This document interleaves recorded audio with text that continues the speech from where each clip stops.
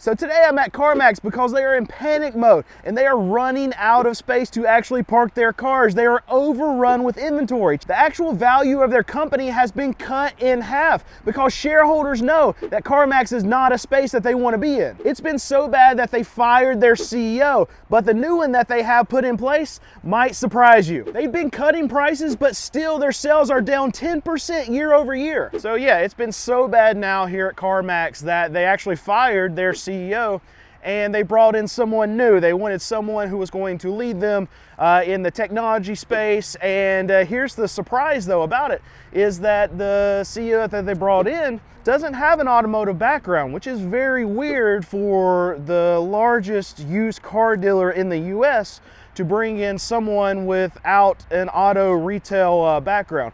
See, the stock market did not like this. Investors did not like this when the announcement of the CEO, who I'll tell you who he was in charge of in a second, the stock sold off by 10%. Absolutely hated this. So who did they bring in? Well, they brought in the former CEO of Holiday Inn Express. Yeah, there we go. We got a hotel CEO coming in to run our used car dealership, our mammoth of a used car dealership. That's who we've chosen. And you know what? I mean, I used to see the commercials, right? I mean, you would have someone that was dying, and they would say, "Is there a doctor in the house?" Well, the person would come up and save them, say, "No, I'm not a doctor, but I stayed at a Holiday Inn Express last night." Maybe this was the same way that this CEO got this job at CARMAX right here. Well, we need a CEO who has lots and lots of auto retail history, right? We need someone that's going to lead us into this automotive space. And dude raised his hand and said, "You know what?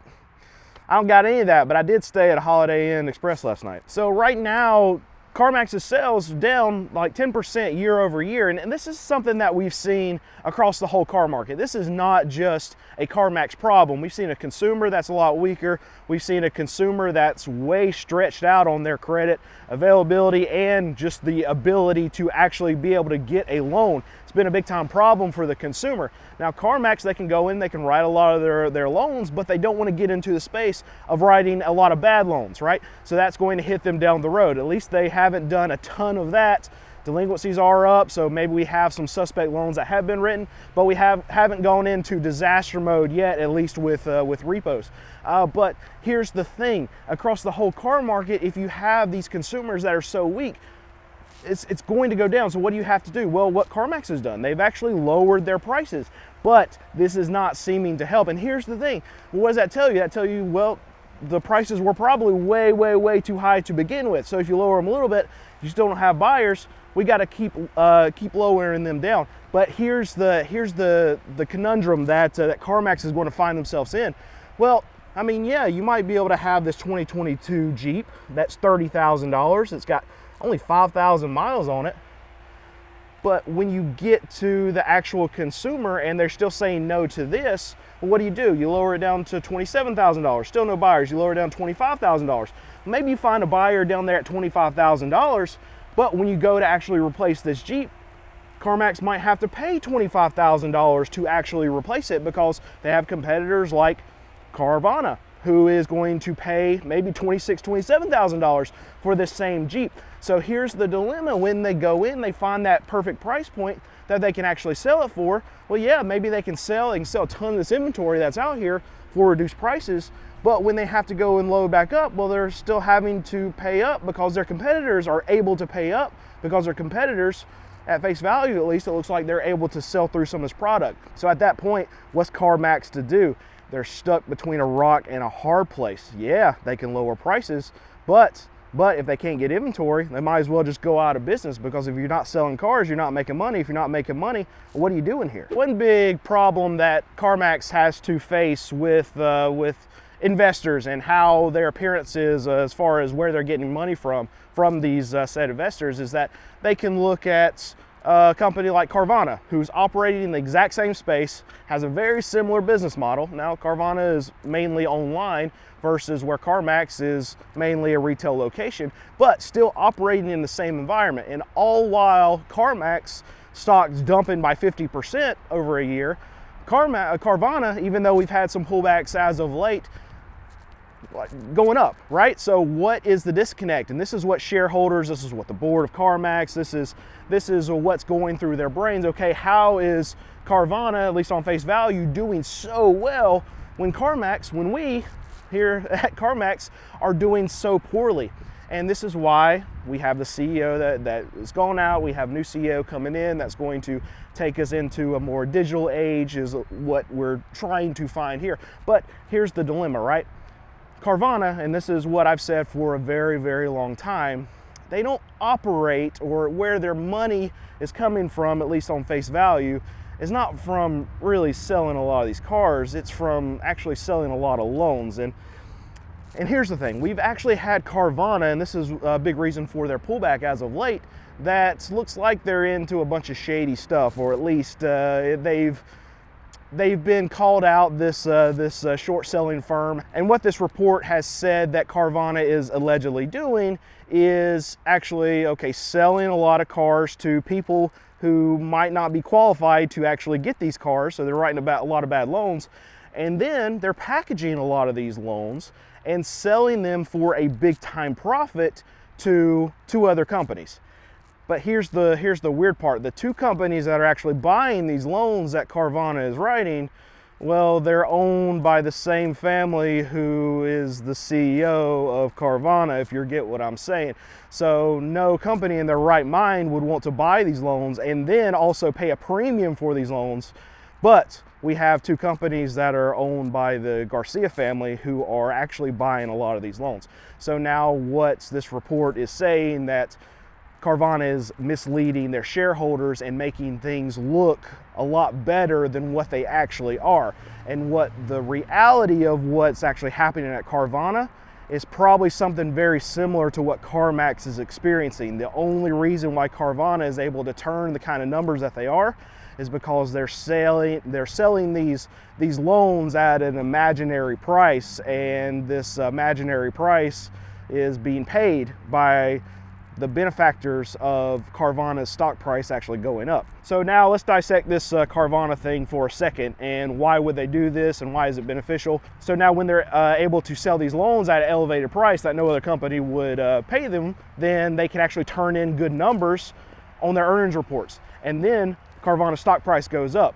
Well, then what they said is that the Garcia family is then able to sell that stock at an elevated price, buy more loans with that same money, stock price goes up, buy more loans. This is a circle kind of reference thing where they just keep doing this. It's stock price goes up, buy loans, stock price goes up, buy loans, and they just keep the train going, right? And this looks all well and good until, well, the music stops. Eventually they're going to run out of stock to be able to sell, and this is how they've been able to really show these crazy good numbers, is because they're able to dump a lot of these loans to the companies that they own. All right, so now what's the plan here for CARMAX, and what are we trying to do to make things better? Well, one thing is they're going to cut prices even more. Now, we've seen that they've tried to do that over the last 6 months or so, and it really hasn't moved the needle. But you've got to think in a corporation like this, massive scale, I mean, yeah, they can drop prices by 5%, but that's really, to a consumer, probably not going to move the needle. But they have to start slow. They have to find that number, because if they're wrong, if they cut prices by too much and they're able to sell a ton of inventory, say they cut prices by 15%, but the real number was somewhere around 7 or 8%. Well, in a company like this with this many cars, that 5%, 6%, 7% difference that they might be wrong, that's a ton of money. So they have to drop it by a little bit. See if that's the number. Drop it by a little bit, that's the number, and they can't be nimble. See, me at my used car dealership, I have a small used car dealership. For us to find the right prices, what we do is we're able to drop individual cars. If a car sits at my lot for 2 weeks, I drop it by $500. If it sits for another 2 weeks, I drop by $500 until I find the actual price where it will sell. CarMax can't do that on each individual car out here. They would be, I mean, it would be insane for them to even think about that. So they have to do wide scale price drops across the board, and they have to do it in small increments, because each percentage point that they're actually dropping their prices to find that magical number can mean millions and millions and millions of dollars for a company like this. But we do have something here on the horizon that could actually save CarMax, at least in the short term. And you can see that there's cars like parked in the middle of aisles here. I've walked through a lot of these other cars. Lots of inventory here. And what they're most likely doing, I know they're having a hard time selling cars right now, so some of that's stacking up, but they kind of want things to be stacking up this time of year. See, we're right around the corner from spring selling season, tax refunds getting here, and for used car dealers, that's a big deal. For me as a used car dealer, I will make 25% of all the money that I'll make all year round in about a 3 to 4 week period. We'll sell out of our cars. Now, I'm a car dealer, I sell cars that are $5,000 and under, so it hits us a little bit differently than most other car dealers. And a car dealer like CarMax, they have very expensive cars, so it's not going to clear them out.